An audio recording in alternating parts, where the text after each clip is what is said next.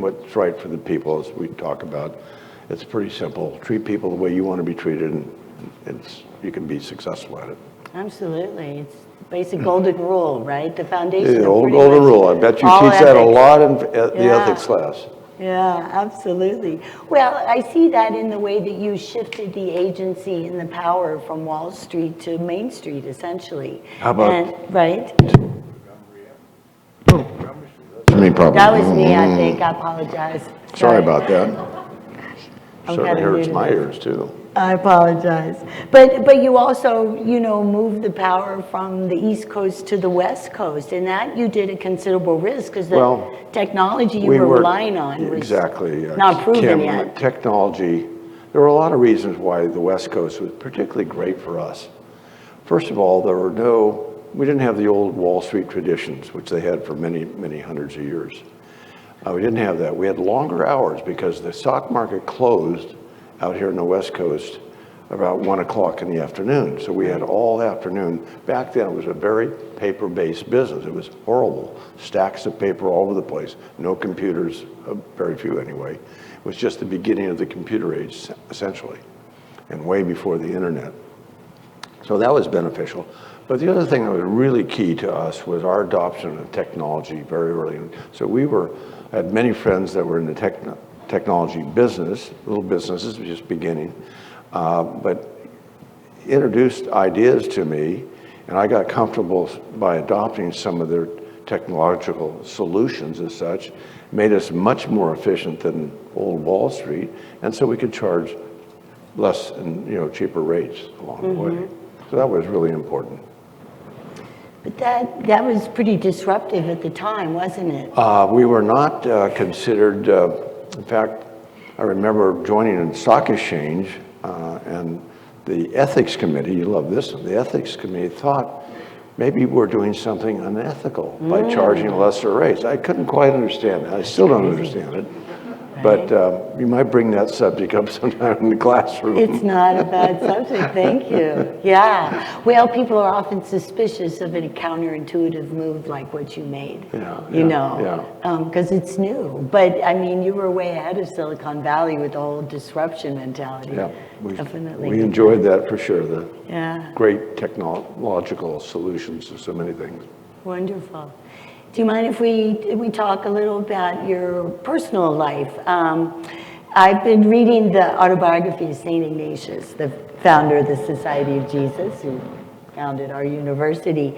And I noticed that he was a lifelong learner, but he had to go back to school at 33 to learn basics that he hadn't learned in order to proceed and build his company. And you kind of had to do the same thing when you realized in adulthood that you had been struggling with dyslexia your whole life. I didn't find that out until I was in my mid-40s because I had a young son who had the very identical issues I had in school.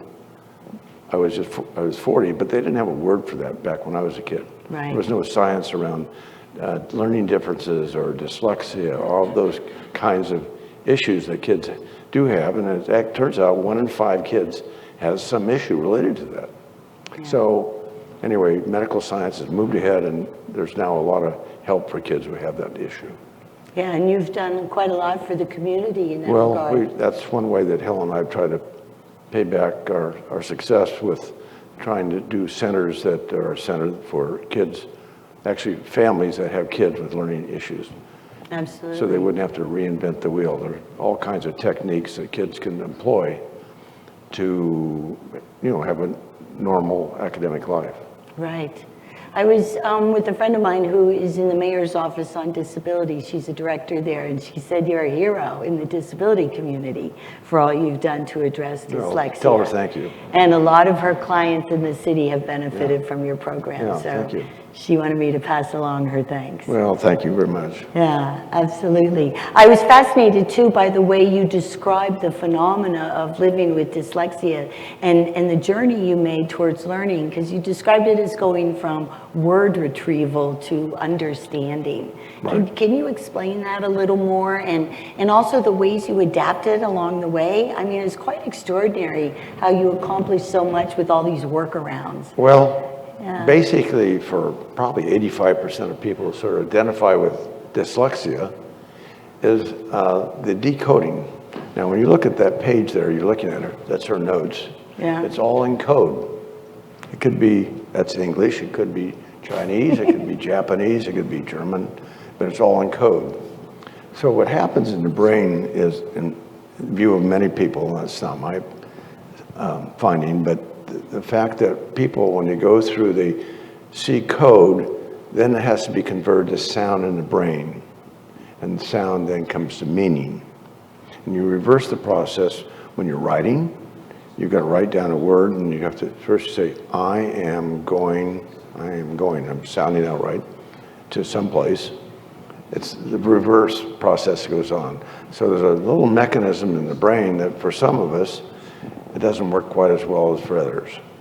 And as a result, we're slow in reading because that mechanism of conversion happens slowly. It's an auditorial issue for the most part. And yet in Invested, you cite books that were very influential for you, particularly biographies of certain people.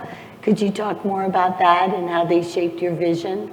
Well, I don't know what section you're talking about, but I was very influenced by books early on. I wanted to see, I grew up with parents that were very much influenced by the Depression of the 30s and the 40s.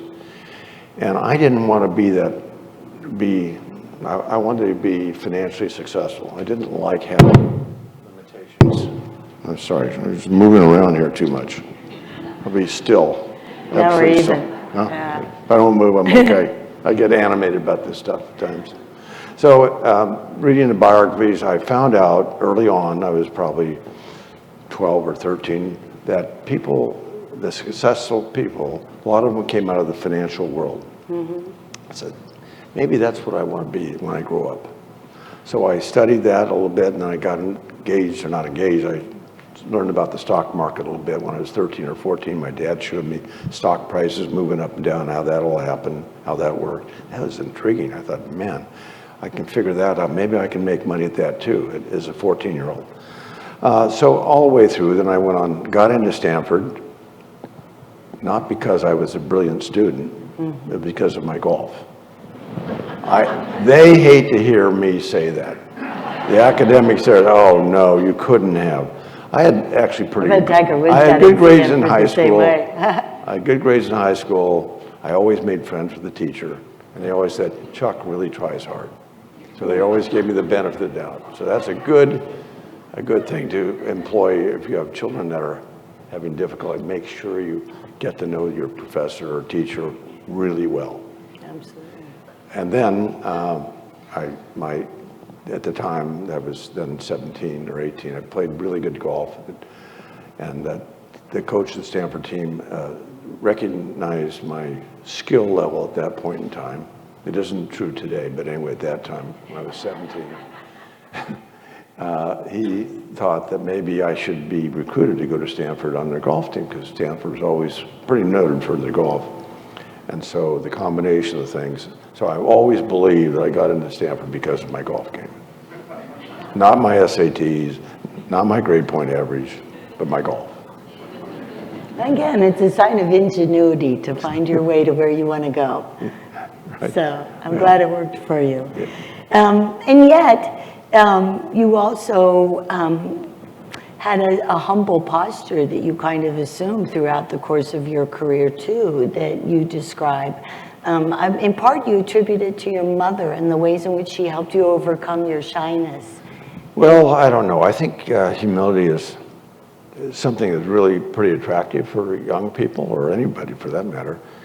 But I think the basis of which mine might have come from, you never know for sure, but it's my uncertainty about my slow reading. Mm-hmm. I always felt I was a little bit slower than the other people in the class.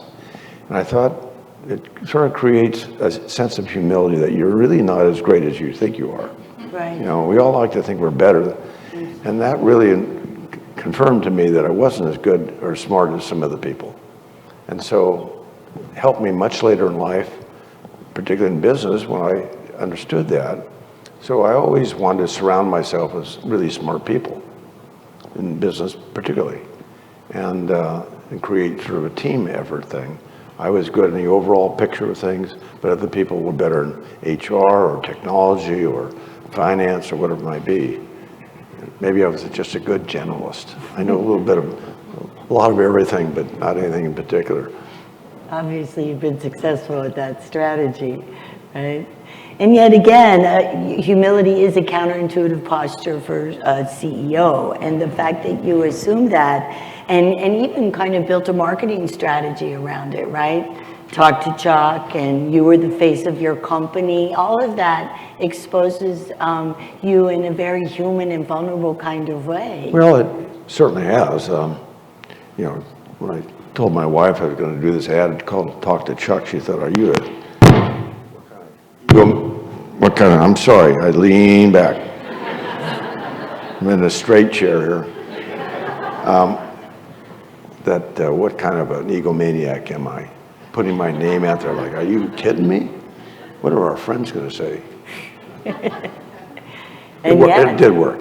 The ad worked, so it all worked out. Yeah. Well, I can't tell you how many people have said to me when I mentioned that I was going to be interviewing you, say hi to Chuck. It was always Chuck, it's like. It worked. It was a good catchy ad. They feel like. Talk to Chuck. Yeah, I think that personal We don't connection. use that anymore. That was, No. you remember, it's a few years back. It's a few years back, but it was successful in the beginning, Yeah. right? Yeah. Another distinction you make, which I think is also unusual in the world of business and management or finances, you talk about educating your clients rather than selling to them. Could you talk a little more about that distinction? Well, early on, when the whole regulation changed, as mentioned in the 70s, late 70s, we would hold conferences like this to explain the benefits of lower cost commission, lower transaction fees, and the benefits to the client because of that. And the fact that we didn't have sort of effective salesmen in here to badger you into some kind of investment. And so we had many, many seminars sort of like this, where we talked to people about what it was and Q&A and all that kind of stuff. So it took a learning period to teach people the benefits of it, because they were so accustomed to, for many years before, of the fixed rate thing and what that all meant. So anyway, that's how we started. And it's such a great way to describe a relational way of doing business as opposed to a transactional way of doing business. I'm sorry about this. Someone hold me. Somebody come up here and hold me? So what I was going to mention on the, where I forgot where I was in the discussion. Oh, that might be a whole lot. Would that be about it? If I take this thing off. You like that better?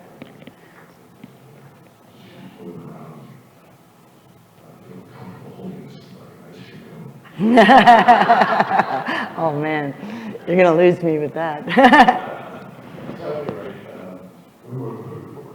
We were talking about the ways that you educate your clients rather than try to sell to them.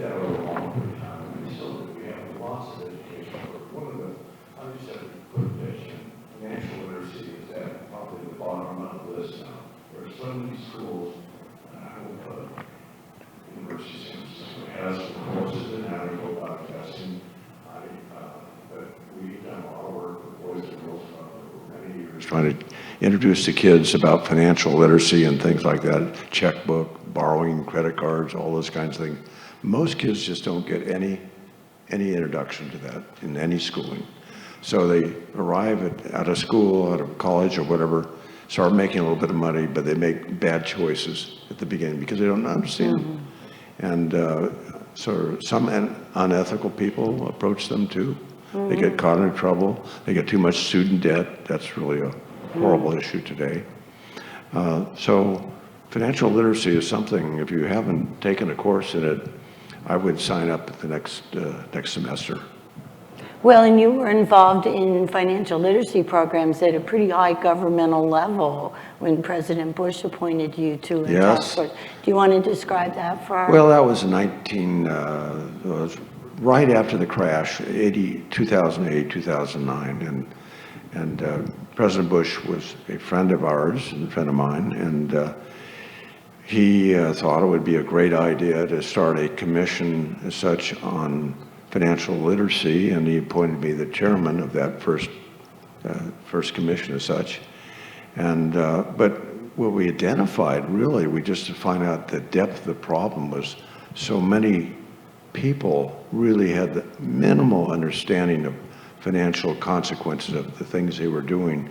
As we remember all the bad debt situations, the homes that went underwater and all the ugly things that happened in 08, 09, and 10. So definitely the United States has a real problem there, and we need to solve it, and we all need to solve it together, frankly. Yeah, that must have been gratifying to be able to have that kind of impact at that level. Yeah, thank you for doing that. My next question is inspired by the aforementioned Dorothy Day, founder of the Catholic Worker Movement. She's one of our big inspirations here at USF. We have a giant portrait of her in the Lane Center for Catholic Social Thought and the Ignatian tradition. And one of the things that she attributed to her success in her organization is the fact that she had people around her who were sowers and not weeders. In other words, they were people who were always seeding new ideas rather than trying to get rid of old pests. And that seems to me to be kind of like your approach to entrepreneurship, this endless search for a new idea and a new thing and a new way to do something. You're a sower, not a weeder. Well, I don't know. That's your analysis. Yeah, well, I'm an academic. We do that. I'm not sure. I'm sort of a conceptual guy in many ways. I mean, that's sort of the kind of way I think about things, and it always upsets some of my people working at Schwab that I sort of had a concept of the solution of a particular problem before they got through the whole thinking of the thing. So it irritated a few people that I was coming up with solutions before they did as such. So there's sequential thinking too, and it's really, really critical and important based upon, you know, obviously information and science and so forth. So there's a mix between me as a sort of a conceptual thinker and sequential thinkers, and we have to work together to come up with really well-based solutions on things. And so in our business, financial services, we're always thinking about how we can do better, but in our case, it's not simple, but it's important to find. Our guiding post is how well will our customers receive it? Will they like it? If they don't like it, we've had many that failed. We dumped it. But if a client or a set of clients liked the service, they would carry on with it. And so sort of, you might say, the marketplace really proved either it was good or bad. And that's why I love so much the free marketplace. Absolutely. And what advice would you give to our students who are interested in that kind of entrepreneurship and innovation? Well, whatever subject it is you're thinking about solving for the world, make sure you really understand. Do a lot of study around it. And make sure you just can't take it casually, a flippant way. You've got to really be an expert in whatever the heck it might be. As much as you can, just read all you can, talk to experts that might be there, and you have maybe a different way you want to go about the thing to solve a particular problem. That's, you know, obvious. Have the education, have the knowledge and all that. That's where you have to start with. School is quite helpful in that respect.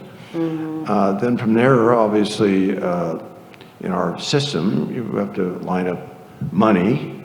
Unfortunately, that's called capital. To invest in your idea so you can go on. It always starts out, you're going to lose money over a few years at the beginning as you put money into new investment. So you have to make sure you have a lot of friends and rich relatives, you can do that, to convince them that you have a fantastic idea. So you got to be a little bit of a salesman in that respect. Yeah, I guess. So develop your personality to have a lot of good friends.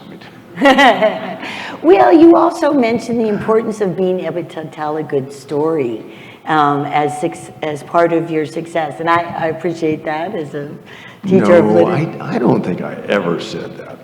You I think the did. best. You said to speak from the heart. I always thought I was the world's worst salesman. I never sold a stock in my life. But the greatest salesman I've ever seen before, I've seen many of them, they know how to tell a great story.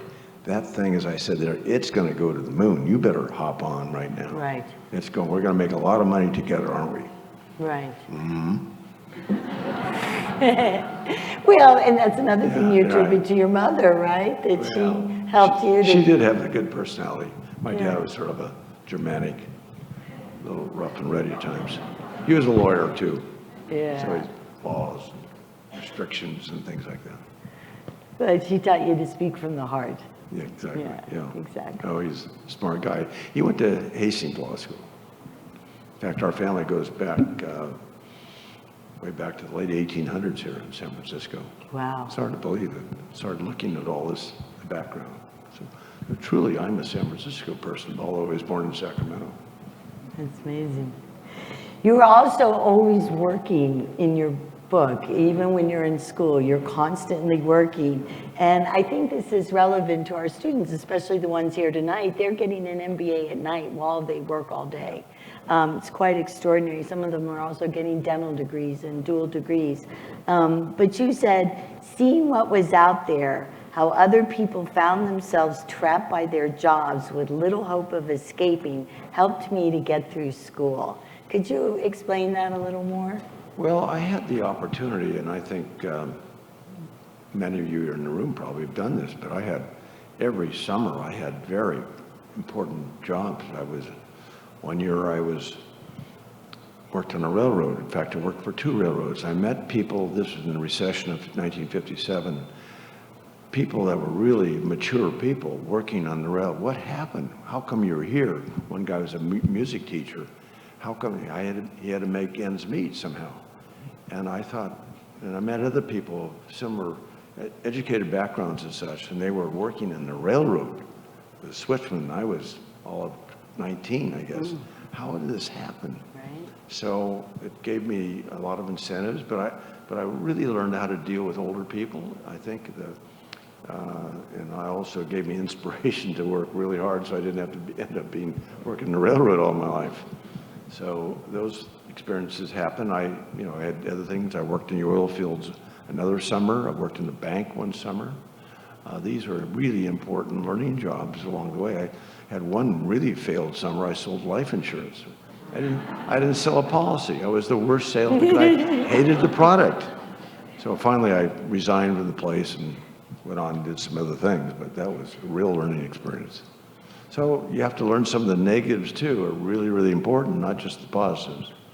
And you learn about different personalities and how to live with different personalities. And make sure you always feel interested in the other person's story. Really, really helps. If you want to develop confidence and have a way of developing teams, understand their story too. We talk Don't about just talk that about a your lot story. in I'm talking about my story here. I don't mean to. I'd like to hear your story, but you got me up here today. Well, I think you're absolutely right. It builds empathy and again, a relational way of doing business rather than merely transactional. So I appreciate that you lead with that. You also observed in your book that when people are focused and committed with the right sponsorship, they flourish.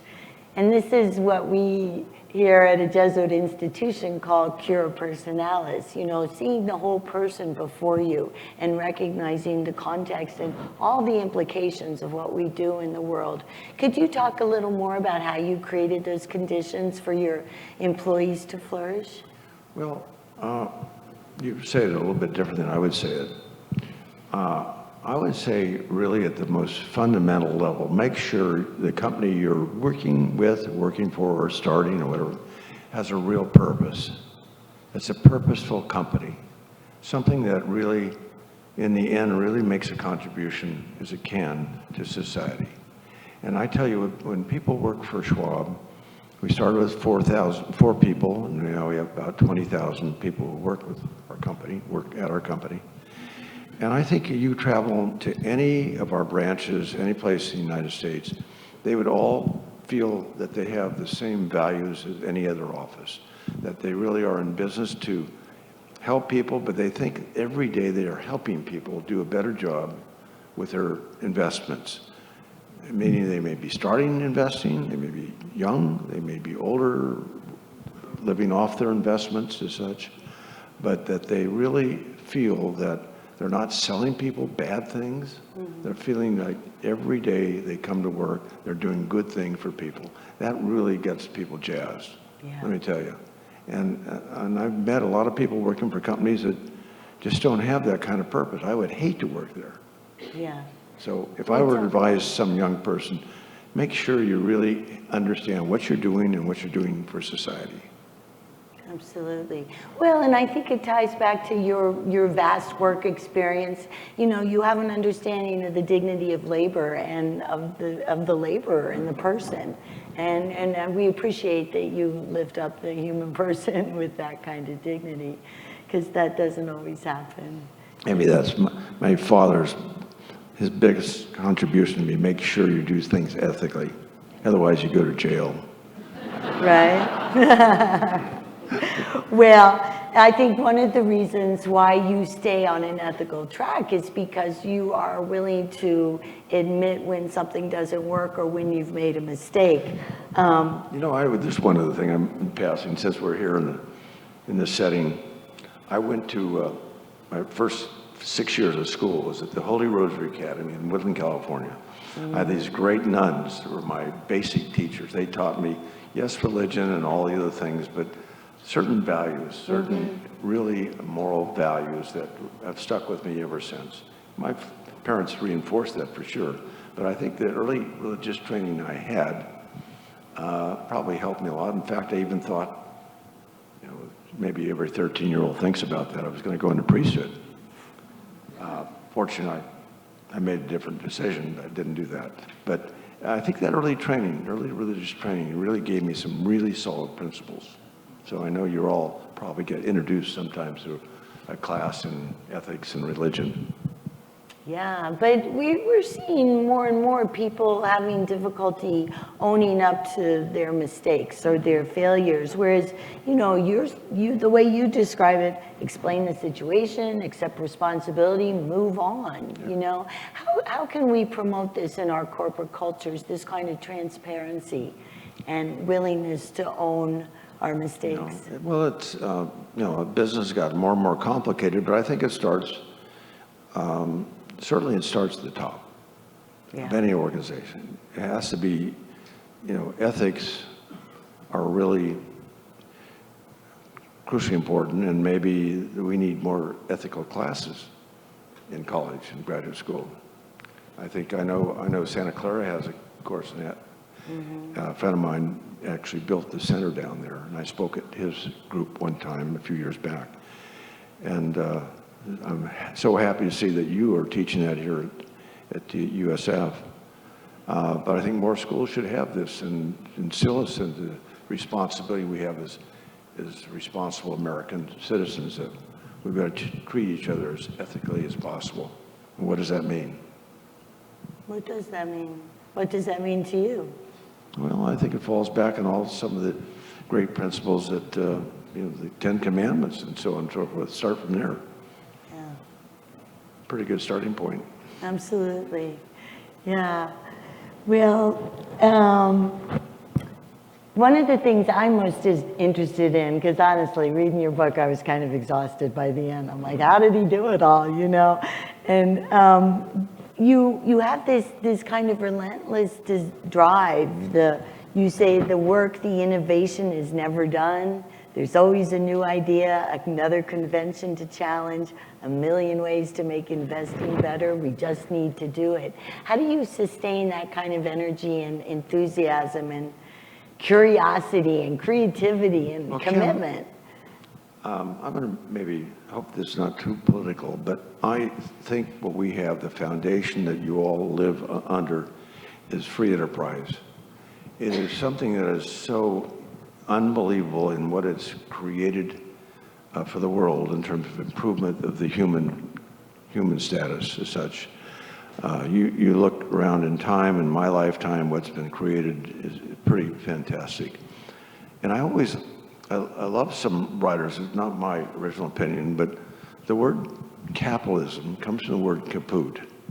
The Latin word caput, meaning head. Capitalism is all about creativity, intuition, innovation, all those things. Socialism is something else, something that I don't think anybody really wants. In some ways, it's sort of a nice thought that we all could have the same car. We could all live in the same size house. We could all basically have identical to whatever it is everyone else if we had a good pure socialism. They've tried that a couple times. They tried it in communism, Russia. Venezuela sort of tried it. Doesn't sound too good in Venezuela right now. But I think we have the blessing of free enterprise. There's sort of free press, free things. And yes, we screw up along the way. There are mistakes made. And then there's rectification of those mistakes. But if you had it all, no creativity, no changes, no intuition, it'd be a pretty boring world. No question. So I think we live in the middle of one of the greatest countries of all time, but that's my personal opinion.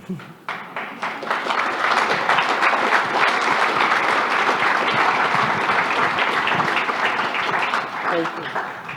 I'm going to get a little silly and ask you to tell one of my favorite stories from your book, which is about the night that Elvis Presley died. Oh, that's a funny one. It's a good one.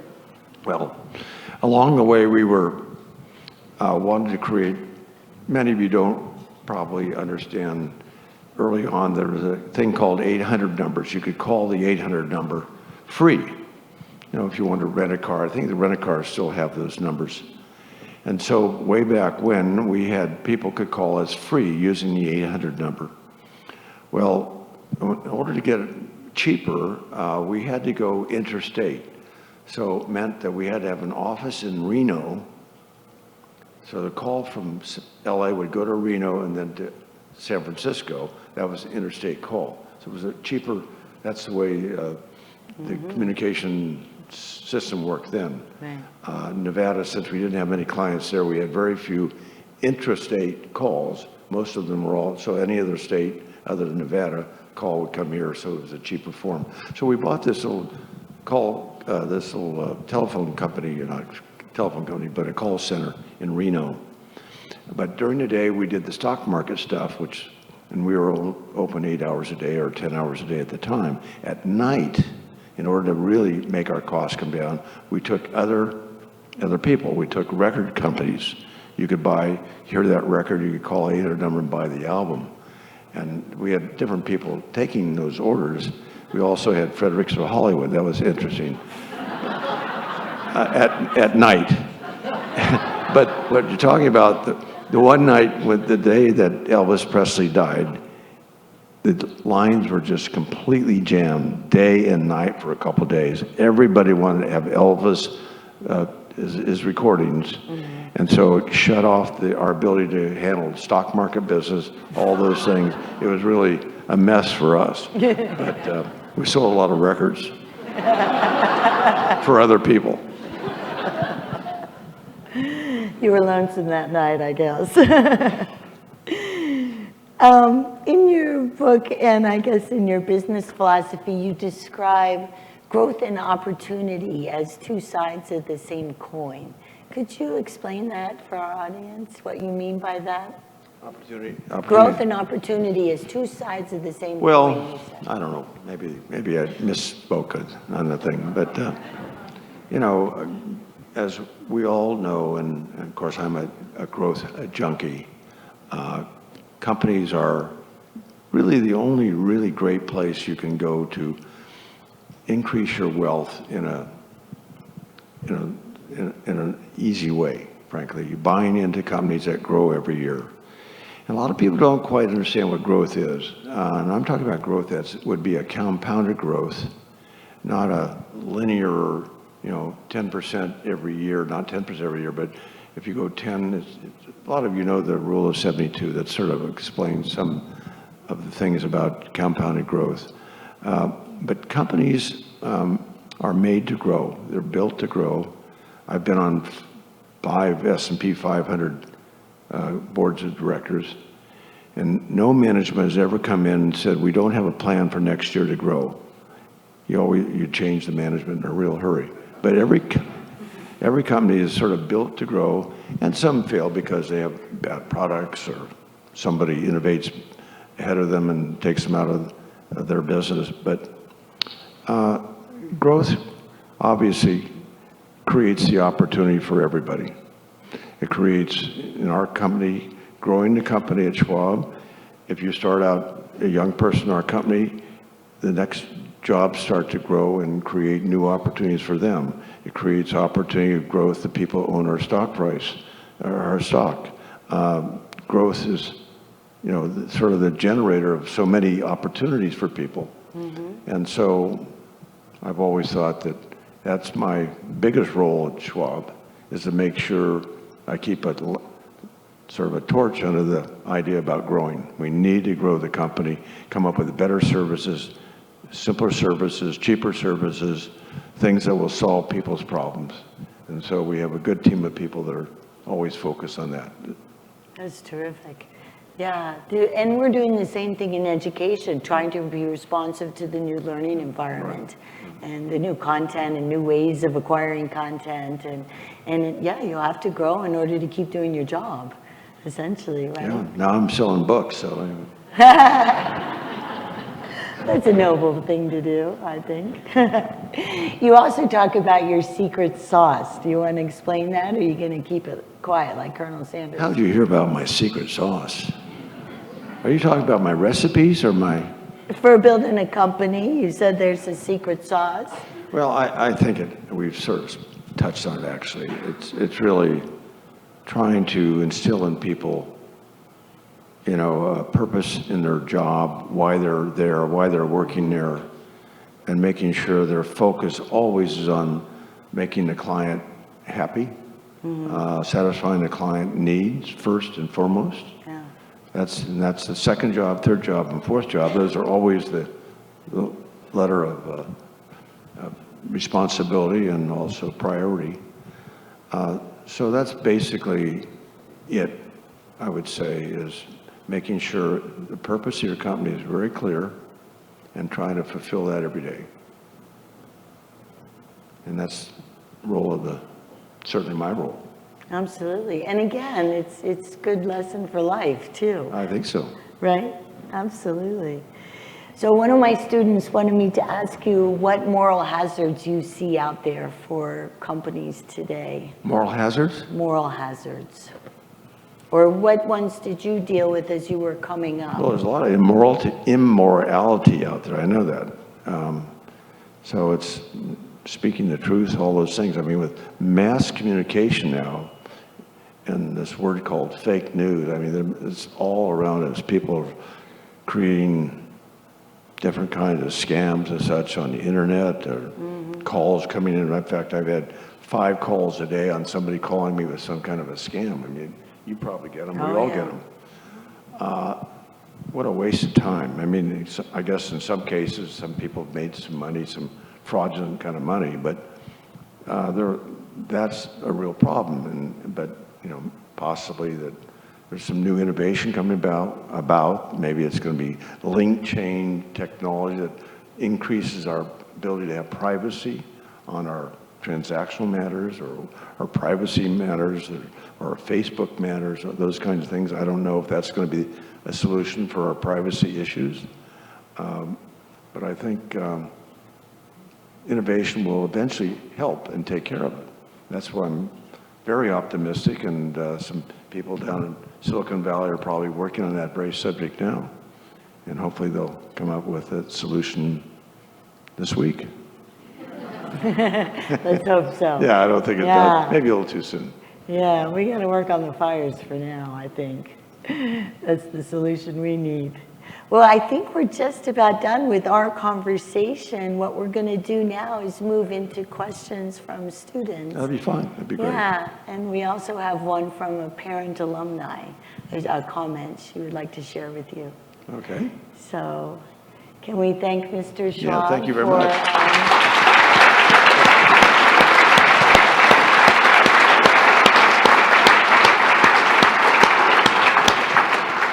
You've been doing a lot of this, haven't you? You know, finished the book. We worked on it for 2 years and finished the book about 2 weeks ago.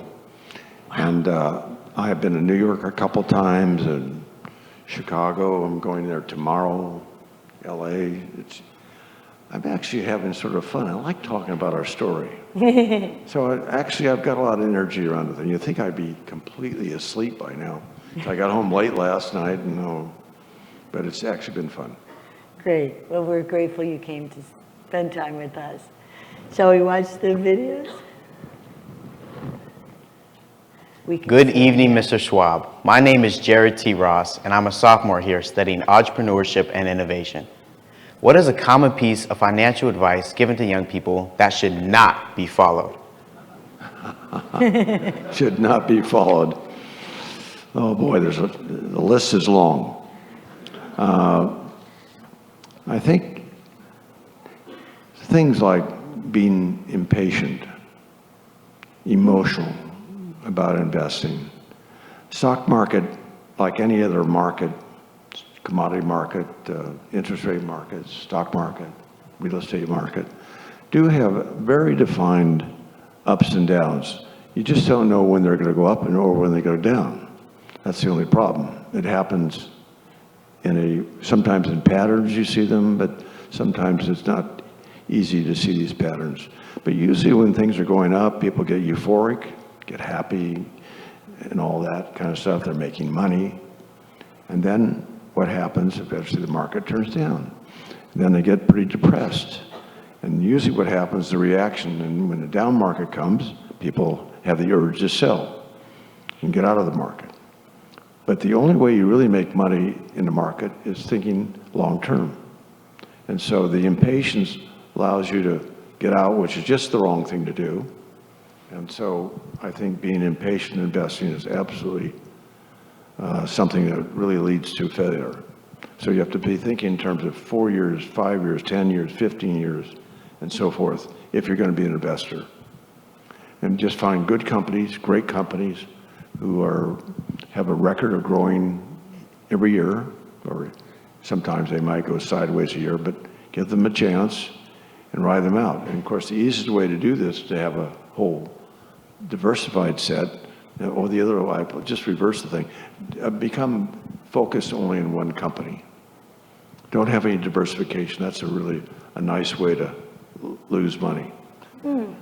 So it's better to have, if you're an investor, beginning investor, make sure you have 5 or 10 stocks anyway. Diversify over a couple different industries. And the easiest, simplest way this day for the average person who doesn't have a lot of time to think about investing, using index funds, low-cost index funds. You get massive diversification. You get the benefit of the growth of the great American economy. And you go about your own profession and just add to it periodically.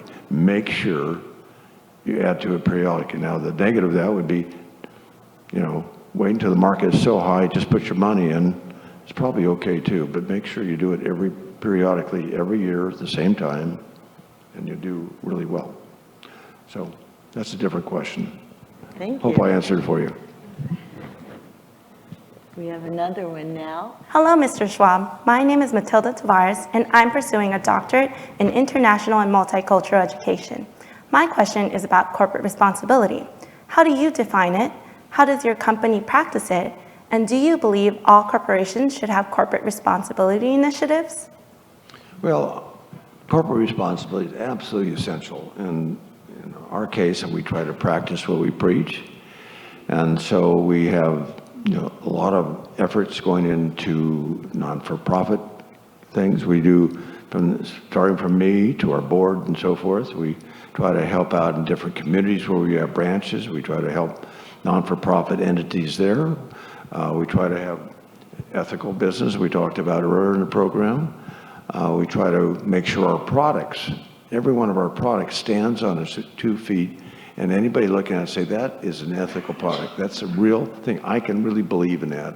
I would buy it myself. I always use the principle with my mother, would I recommend it to my mother? If I don't meet that test, forget it. We're not going to offer it for sale, ever. Things of that nature. You know, I think our corporations, for the most part, are pretty responsible enterprises. I think that's one thing about America. I think it's sort of demanding. You see every once in a while something written up in the paper that is unethical as such. They're called out and they are embarrassed. It is really not a good place to be. So nobody wants to be in that place.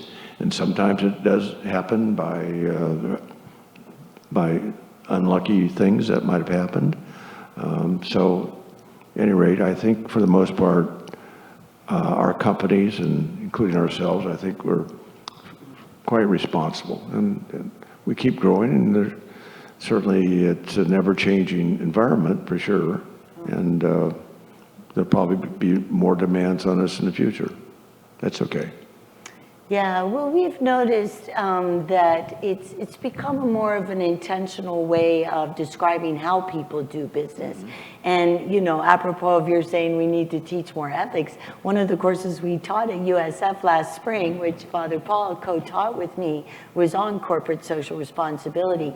And one of the things that impressed us so much was the extraordinary enthusiasm of the students and how they were so committed to aligning their values with how they did their profession. And so in very intentional and very thoughtful ways. So we appreciate that your company provides an example for us too. Right. You know, one easy way for you all, the students, make sure the company you're about ready to go to work for, try to do as good a study as you can on, read their annual report or read whatever they have on the internet, all those kinds of things, to see what kind of personality they have. Is it an ethical personality, or is it something that sort of just want to make money? I think these things are really invaluable to do that preparation before making the commitment to a company that you're not going to feel good about. Absolutely. We have one more question from a student for you. Good evening, Mr. Schwab. My name is Sadie Henderson. I'm a senior in the USF School of Management and a proud Montana native. Why is the Bitterroot Valley a special place for you, and what's your favorite part about the Stock Farm Club that you developed there?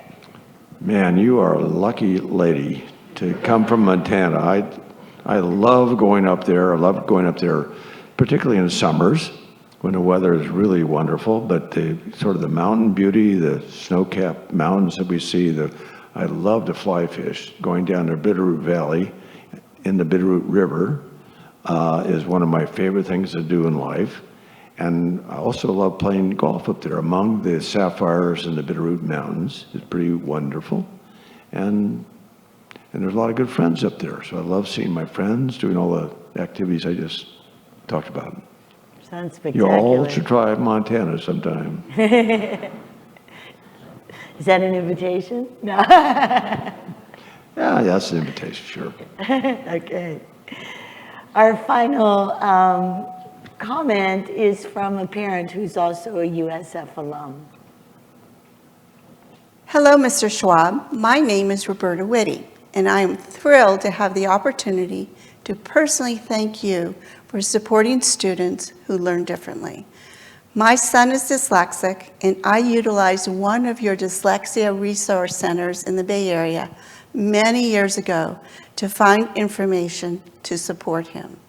The center helped me advocate for my son and never give up. Today, I am proud to report that he recently graduated from USF with a master's degree in educational technology.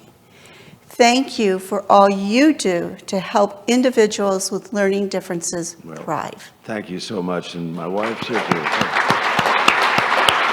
Thank you.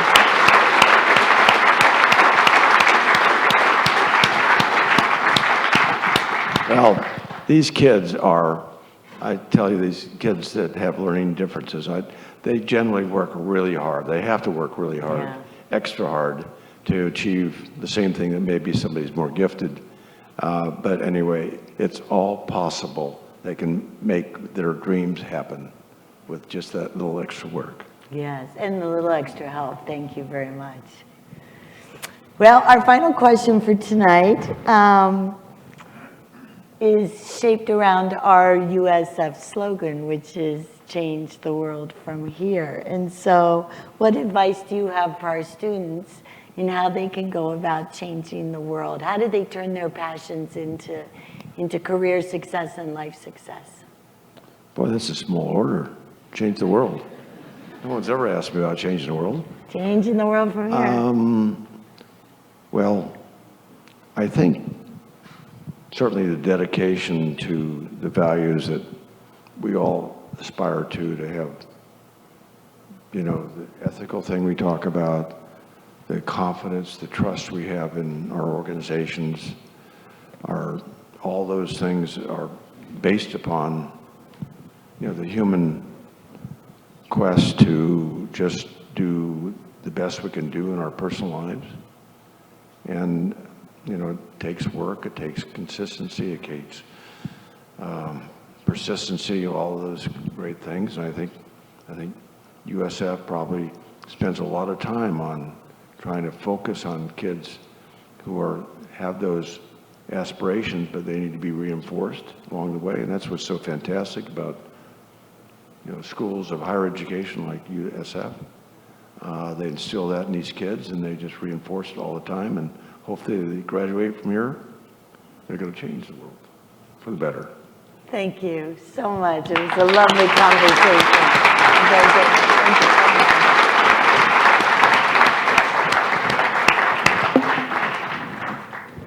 so much. Please join me in welcoming to the podium the President of the University of San Francisco, the Reverend Paul J. Fitzgerald of the Society of Jesus.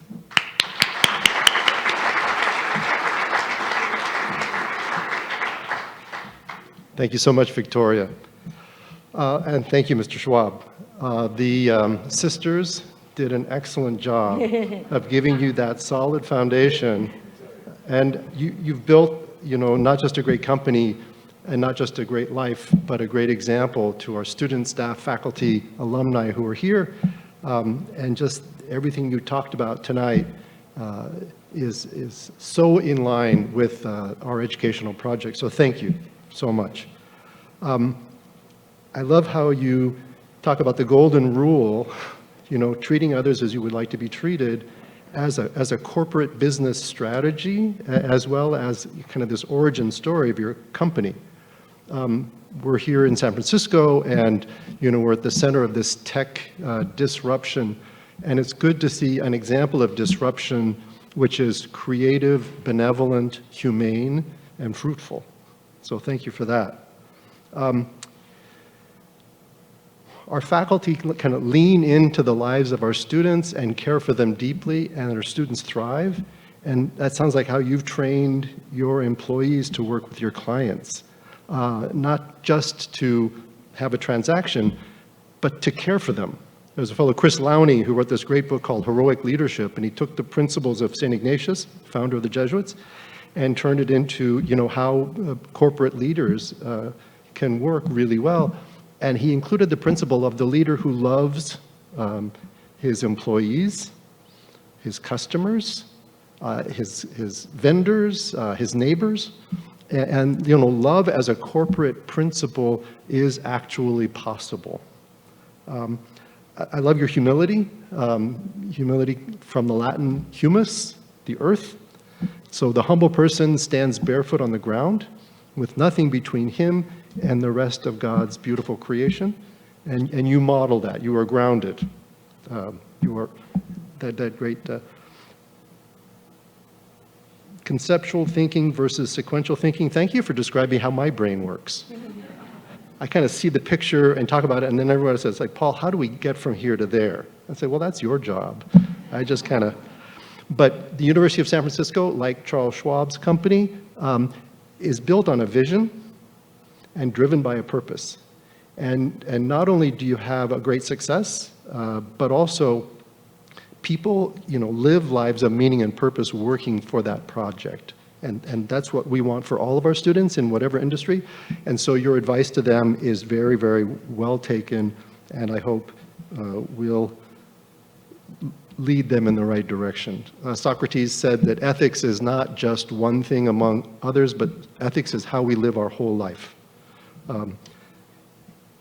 And I absolutely agree that, our country, these ideas of free enterprise, freedom of religion, freedom of speech, freedom of the press, are the greatest source of a good society if we have ethics. If we have ethics. If we love each other and treat each other kindly, treat each other as we would like to be served.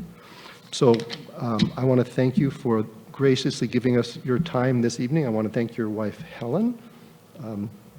Is she here? There she is. Thank you so much for gracing us. Your daughters, Carrie and Virginia and Katie. And did Haley Schwab, our law student, first-year law student, so third generation here in the room, thank you so much for coming. One little advertisement.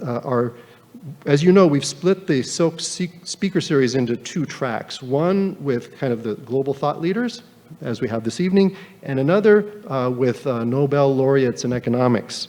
And so our next Nobel laureate in economics will be on November 18th in Fromm Hall, Dr. Peter Diamond, Nobel laureate in 2010, talking about the history of Social Security and why it's in the mess that it's currently in. And I think he has some solutions. A big round of applause for our MC this evening, Victoria Sanchez de Alba.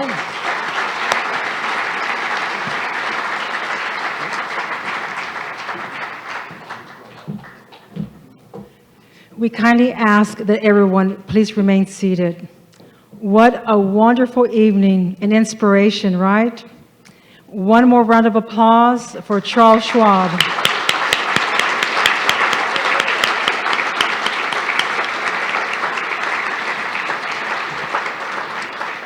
And now, here comes the fun part. Sit tight. I'm about to give away 2 signed copies of Invested to the Don, and 2 tickets to the Don's Takeover at the Chase Center on Saturday, November 9th. If I call your name, please come forward at the conclusion of the program to collect your prize. Congratulations to Alan Daughtery. Or Daughtery? Alan? Good. And to Robert Just. You're the winners of a signed copy of Invested. Yes, good, good, good. And as a reminder, Invested is available for purchase in the lobby. The winner of 2 tickets to the Don's Takeover, the Chase Center on Saturday, November 9th is Harriet Fautis.